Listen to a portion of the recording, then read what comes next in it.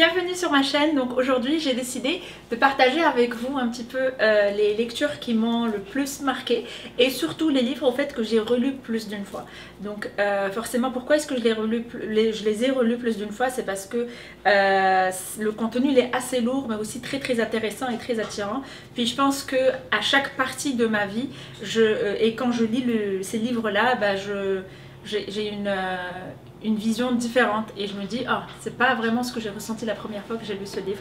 Donc voilà, en fait ce qu'il faut savoir c'est que moi quand on a déménagé ici au Canada, j'ai pratiquement réservé presque une valise que pour mes livres. Pourquoi? Parce que au fait ce sont des livres qui ont une valeur émotionnelle pour moi et surtout ce sont des livres qui m'ont suivi pendant une certaine période de ma vie. Donc je me dis voilà, j'ai grandi avec ces livres, j'en ai appris beaucoup de choses et puis aujourd'hui je voudrais partager quelques titres de ces livres là. Donc le premier livre que je trouve super intéressant et que je vous conseille vraiment de lire si ce n'est pas encore fait, c'est Le Monde de Sophie. Alors, Le Monde de Sophie, au fait, c'est un livre écrit par Justin Gardner et c'est un livre qui est écrit en 1991 et ça parle de philosophie, forcément. Au fait, pourquoi est-ce que ce livre-là, il est très intéressant? C'est un livre, bon, juste pour l'historique, c'est un livre que j'ai découvert au lycée. Très précisément quand je préparais pour mon bac, donc pour la matière de philosophie. Et comme tous les lycéens marocains, on n'est pas vraiment on n'est pas très amis avec cette matière-là. C'est vraiment la matière monstre, bête, que voilà, on comprend pas. On sait pas pourquoi est-ce qu'on parle de certains sujets qui n'ont aucun sens pour nous. Puis encore pire, il faudra apprendre, préparer et réussir l'examen pour avoir une bonne note au baccalauréat. J'ai eu la chance, moi, d'avoir la recommandation de ce livre-là en ce moment et je me rappelle que quand je préparais ma matière de philosophie, et on se basait sur ce livre-là précisément et je peux vous dire que ça m'a complètement changé la vision en fait de cette matière de philosophie, de la philosophie en général. Alors pour faire court, Le Monde de Sophie c'est quoi? C'est au fait l'histoire d'une fille qui s'appelle Sophie, qui a 14 ans, puis qui reçoit un jour une lettre anonyme d'une personne lui disant, avec deux questions. Première question c'est qui es-tu et d'où vient le monde? Alors une fille de 14 ans, forcément, quand elle va lire cette phrase-là, elle va se dire moi je suis Sophie, j'ai 14 ans, voilà ce que je fais de ma vie, etc. Puis d'où vient le monde? Et je sais pas, le monde vient peut-être de la théorie, du Big Bang, ou bref, je sais pas. Et donc là, l'après-midi, elle reçoit un gros colis, au fait gros comme ça, lui expliquant un petit peu la vision de la philosophie sur le monde. Vraiment avec une façon très pédagogique, très simple, très ludique.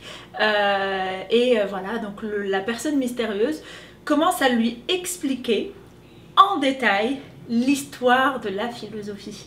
Et quand je dis le détail, c'est vraiment en détail. C'est un livre au fait qui fait presque 700 pages. Et ça parle de l'histoire de la philosophie.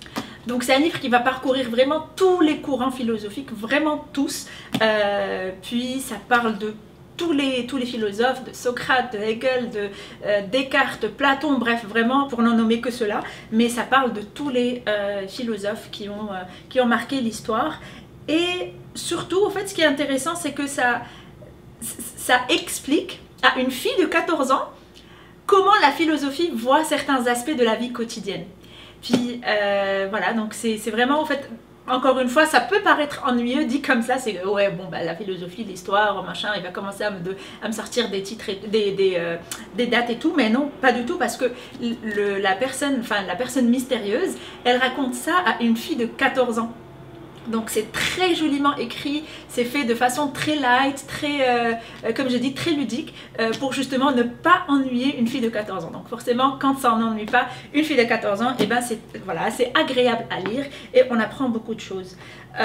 Pourquoi est-ce que ce livre-là, il faut le relire plus d'une fois? Moi je pense que voilà, comme je vous ai dit, je l'ai lu quand j'étais au baccalauréat, puis après je l'ai relu par la suite, je pense 5 ou 6 fois, et à chaque fois je sais qu'il y a des choses que je n'ai pas encore compris.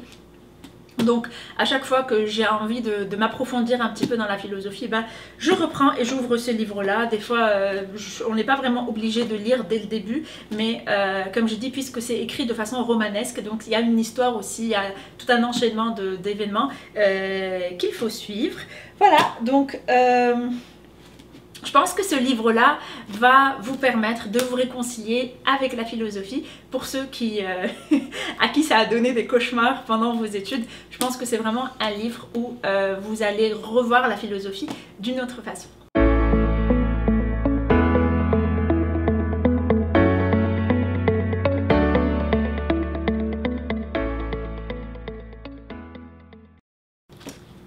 Alors, le deuxième livre, c'est Sophie, mon amour. Alors, ouais, c'est le livre d'Elif Shafak. Elif Shafak qui est une écrivain turque. Et je pense que c'est de tous les livres que je vais vous présenter, c'est vraiment mon livre préféré parce que c'est un livre qui est très profond, que j'ai recommandé à plusieurs de mes amis. Et voilà, donc en fait ça parle de l'histoire d'une femme américaine qui a 40 ans, puis qui en apparence a vraiment réussi sa vie selon les normes de la société. Donc elle a un mari, une famille, une maison, un travail, etc. Mais encore une fois, cette femme n'a jamais pris le temps de remettre en question, au fait, n'a jamais pris le temps de remettre en question sa vie en général, parce que pour elle, en apparence, elle a checké vraiment toutes les cases que la société lui a imposées pour réussir. Donc ce qu'elle va faire, c'est que pour changer un petit peu, elle va aller prendre un nouveau travail chez un agent d'édition, je pense. Et puis le premier livre qui va lui tomber sous la main parle de la relation d'amitié qu'avait le soufi Shams Tabriz et le grand poète Jalal-Din Rumi, donc Rumi. Vous voyez, on a toujours dernièrement sur Instagram beaucoup de quotes, beaucoup de proverbes de Rumi. Ben voilà, c'est lui, c'est Jalal-Din Rumi, le grand poète. Donc le livre, au fait, jongle un petit peu entre les deux vies, donc celle du personnage américain qui est au 21e siècle, puis qui raconte également la relation et les faits qu'ont vécu Jalal-Din Rumi et Shams, et qui s'est passé au fait au 13e siècle. Donc vraiment c'est un aller-retour entre le passé et le présent. Moi je vais pas vraiment beaucoup parler de la vie du personnage américain, mais plutôt de la relation de Shams et de Jalal-Din Rumi, que je trouve utopique.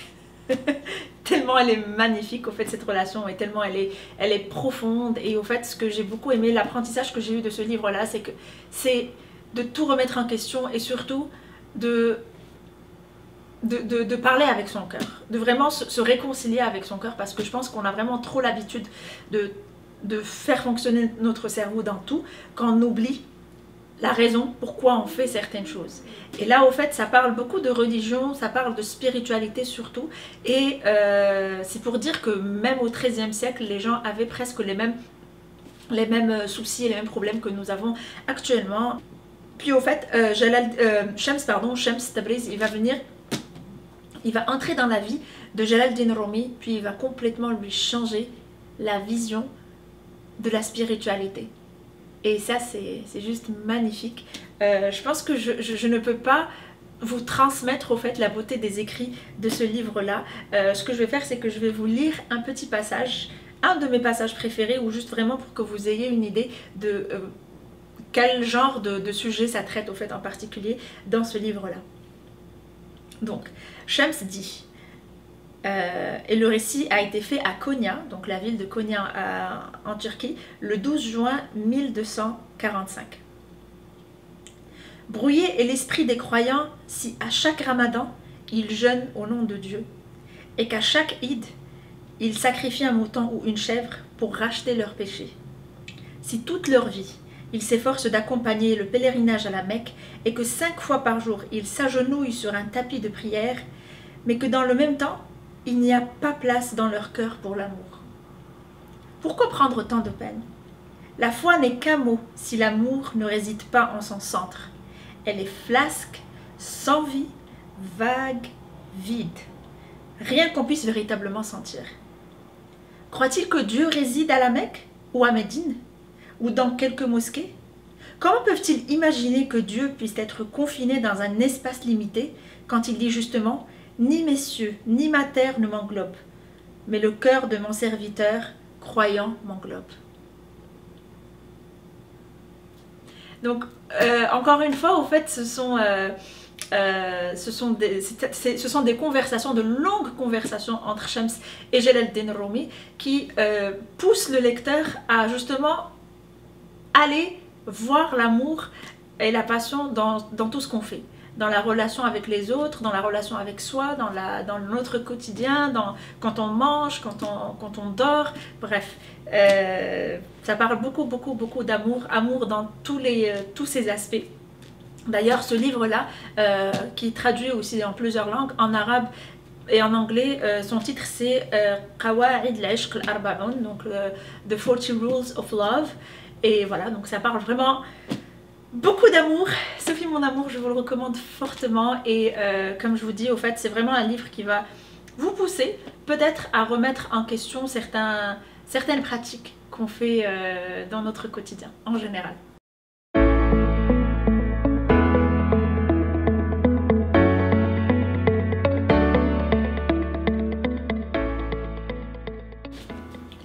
Ok, alors le troisième livre que j'ai lu en fait 2 fois, c'est Educated de Tara Westover.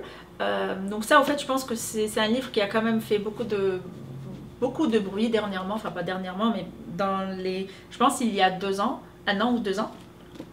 C'est un best-seller et puis c'est un livre que Bill Gates avait recommandé dans ses book reviews. Moi, il m'a été offert par un ami et donc j'ai eu la chance de le lire aussi.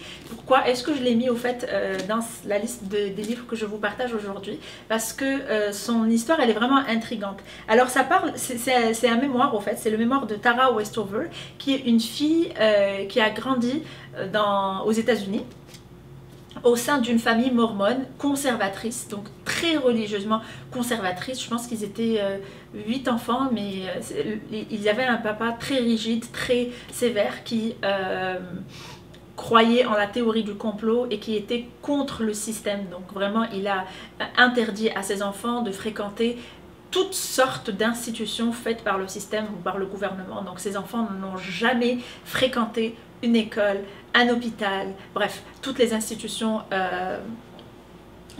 qui sont dirigées par le gouvernement. Donc finalement, cette fille, au fait, elle a grandi dans cette famille. Elle n'a, non seulement elle n'est jamais partie à l'école, mais au fait, elle n'a jamais été éduquée. Donc elle n'a jamais été scolarisée, même pas à la maison. Donc elle n'était pas homeschooled, elle était juste unschooled. Donc ce qu'elle faisait pendant toute sa vie, c'est juste, enfin pas toute sa vie, mais plutôt toute son enfance jusqu'à l'âge de 15 ans, c'est de travailler dans le jardin de son père et puis d'aider sa mère à faire des remèdes médicinaux, et puis parce que sa mère était une sage-femme, donc elle l'aidait à faire ça. Voilà, c'est tout. C'est tout ce en quoi consistait sa vie. Et pour elle, à l'époque, elle pensait que c'était ça la vie, que voilà, il n'y avait pas autre chose au fait en dehors de la ferme où il vivait. Puis par la suite, ce qu'elle a fait, c'est qu'elle a directement intégré le BYU, je pense. C'est une université aux États-Unis, je pense que dans l'état du Utah. Et comment est-ce qu'elle a fait pour entrer à l'université? Eh ben, elle a menti, au fait. Elle a juste dit qu'elle était homeschooled pendant toute sa vie pour qu'elle puisse entrer à cette université. Bref, là n'est pas le sujet, c'est pas comment elle est entrée, mais c'est plutôt comment est-ce qu'une personne qui n'a jamais étudié, qui n'a jamais été scolarisée, a pu se faire une place, au fait, dans une société moderne. Et surtout, comment elle a pu par la suite réussir à avoir son doctorat à Cambridge University, et voilà, elle a pu tracer sa carrière. Ce livre, pourquoi est-ce qu'il est intéressant? Premièrement, son témoignage est très poignant parce que c'est une personne qui a vécu beaucoup de violences, pas conjugales, pardon, violences physiques et verbales aussi. Mais ce qui est intéressant, beaucoup plus intéressant dans ce livre, c'est vraiment quand tu lis entre les lignes, c'est comment est-ce qu'elle a pu désapprendre tout ce qu'elle avait tout ce qu'elle avait pendant toutes ces années d'enfance et d'adolescence, comment elle a pu faire pour se détacher au fait de ses croyances pour pouvoir justement s'adapter à une nouvelle société. Et ça, encore une fois, ça m'a poussé à réfléchir sur ma situation à moi personnellement, et puis je pense que on a tous vécu ou allons vivre cette situation d'une façon ou d'une autre, pas forcément avec la même ardeur. Salut toi, tu veux lire?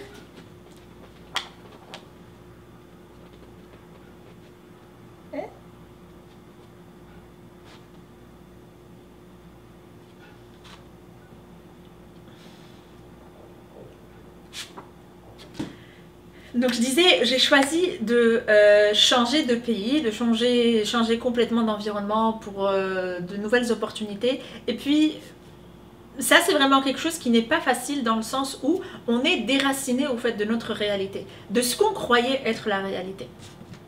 Et pour dire que il y a tout un tas d'opportunités out there. Tara l'a bien expliqué dans son livre, elle a bien montré que le message au fait de motivation qu'il y a derrière ce livre-là, c'est go out of the box. Juste fais-le.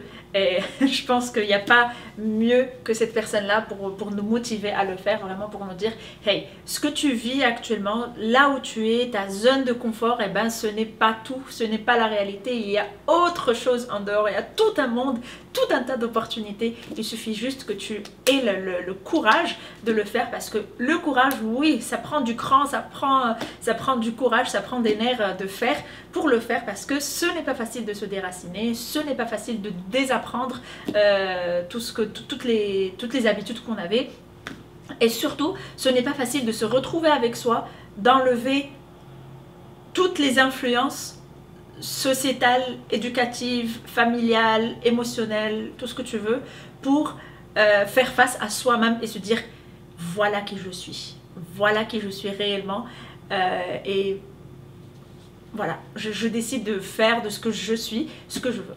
Donc voilà, j'ai dû relire ce livre-là 2 fois. Pourquoi? Parce que, encore une fois, je trouvais que le message que Tara donnait, au fait, n'était pas forcément juste son témoignage qui est poignant, parce que moi, je voulais pas vraiment juste m'attarder sur son histoire à elle, qui est très bien écrit.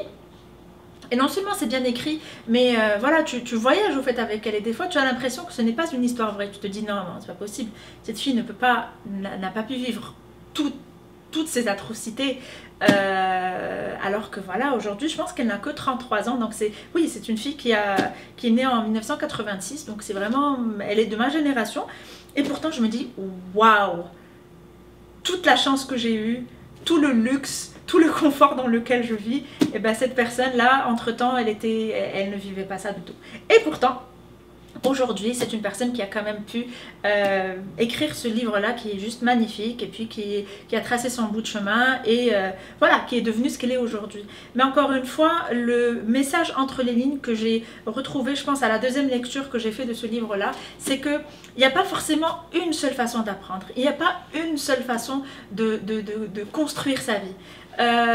On n'est pas vraiment obligé de suivre un pattern, le même pattern en fait que la société nous trace pour arriver à ce qu'on veut.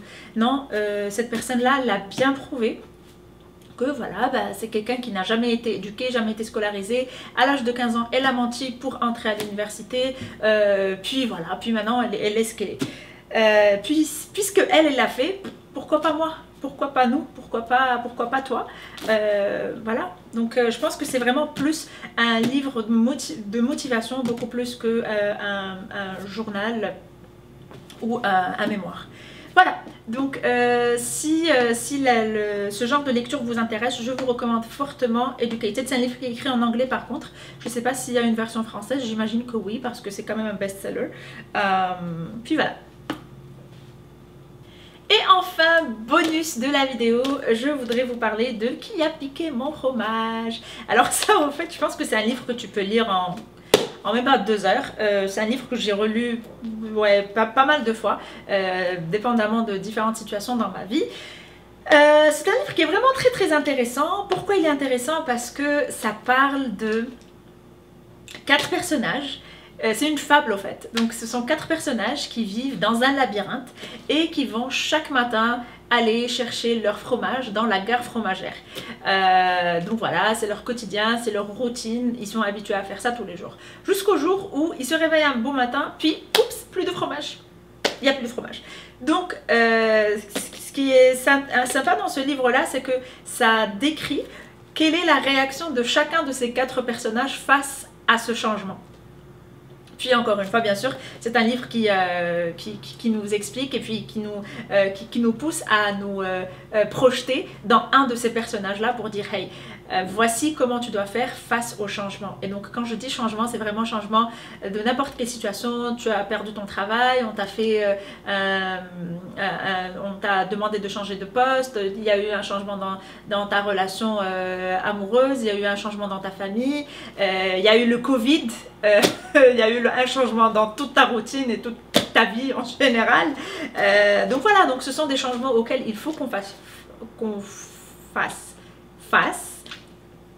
Et voilà, donc ce livre-là, il est vraiment très intéressant. Encore une fois, pourquoi je l'ai mis à la fin de la vidéo? Parce que c'est un livre qui est très light. Attendez, je pense qu'il fait genre même pas 100 pages et avec une grosse écriture. Donc je vous garantis que c'est un livre que vous pourrez lire en 2 heures maximum, mais qui est vraiment très intéressant. Parce qu'encore une fois, ça nous pousse à réfléchir à nos réactions face au changement. Est-ce qu'on sera le personnage qui va bouder, qui va juste dire hey, qui va commencer à cracher dans sa soupe, ou alors voilà, qui va dire pourquoi est-ce que le monde est contre moi, ou être comme l'autre personnage qui lui va décider de s'adapter au changement, ou encore mieux anticiper le changement. Donc vraiment se préparer psychologiquement avant que la chose n'arrive pour y faire face, même si des fois les changements ne sont pas prévisibles. Mais voilà, donc c'est un livre qui nous aide un petit peu à mettre nos idées au clair. Et moi personnellement, je l'ai lu plus d'une fois pour cette raison-là. Et je vous le recommande. Donc c'est un livre qui est écrit par Spencer Johnson. Et voilà, ça s'appelle « Qui a piqué mon fromage? Comment s'adapter aux changements au travail, en famille et en amour ». Voilà, donc je conclue ma vidéo sur ce livre-là. Je sais pas si c'est des choses qui vous intéressent, dites-le moi. Je me ferai un plaisir de partager avec vous mes autres lectures aussi. Ou à chaque fois que je découvre un nouveau livre, je pourrais faire ça sous ce format-là. Sinon, dites-moi vous, quels sont les livres que vous avez lus plus d'une fois, ça m'intéresse parce que actuellement je suis un petit peu en manque d'inspiration. J'aimerais bien découvrir de nouvelles lectures, donc dites-moi si y a un livre qui vous a marqué ou que vous avez lu plusieurs fois. Comme ça, je pourrais le découvrir avec vous. Je vous souhaite une très bonne journée ou bonne soirée, dépendamment de là où vous êtes dans le monde. Je vous fais plein de bisous et je vous dis à la prochaine. Ciao ciao.